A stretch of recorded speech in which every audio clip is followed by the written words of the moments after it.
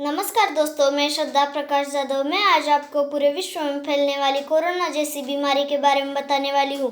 Corona corona corona क्या है ये कोरोना वायरस? कैसा है?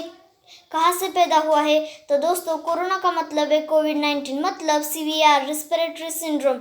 ये वायरस इंसान की श्वसन संस्था पर असर करता है। अपने शरीर के अंदर जो श्वास नली है उसमें एक थिक म्यूकस की लेयर बनाकर श्वास नली को ब्लॉक कर देता है। इसी वजह से मरीज की जान जाती है। पर अब सभी को मालूम होना चाहिए कि ये वायरस कहाँ से आया। ये वायरस चीन के वुहान शहर के मछली बाजार में पहले मिला। वुहान शहर में मछली बाजार के निकट रहने वाले निवासियों को इस वायरस ने अपने चपेट में ले लिया। ये वायरस संक्रमित होने वाला वायरस है। जो इस वायरस का शिकार बन गया उसे सबसे पहले खांसी, सर्दी और जुकाम आने लगता है। खांसी की वजह से ये वायरस एक मनुष्य से दूसरे मनुष्य में तेजी से फैल जाता है। ये वायरस एक मनुष्य से दूसरे मनुष्य में फैल सकता है अगर दोनों के बीच में दूरी 6 फीट से कम हो तो। एक मनुष्य से दूसरे मनुष्य में संक्रमण का जरिया है। फेफड़ों में से निकली तरल द्रव्य व्यक्ति के छींकने या खांसी की वजह से बाहर आ जाती है।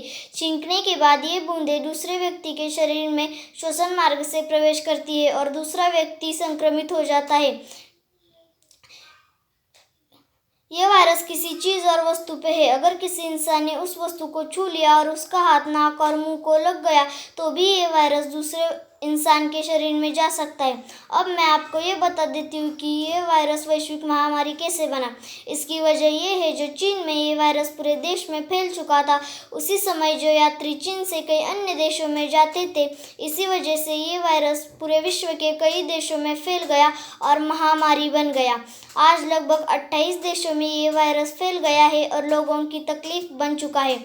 आज पूरे विश्व के बड़े बड़े वैज्ञानिक इस बीमारी के ऊपर दवाई और वैक्सीन खोजने की कोशिश कर रहे हैं, मगर किसी को भी सफलता नहीं मिल पाई है।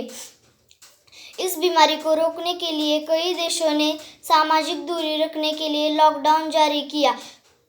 पूरे विश्व की अर्थव्यवस्था ही हिल गई, फिर भी अच्छी तरह से इस बीमारी को रोक नहीं पाए।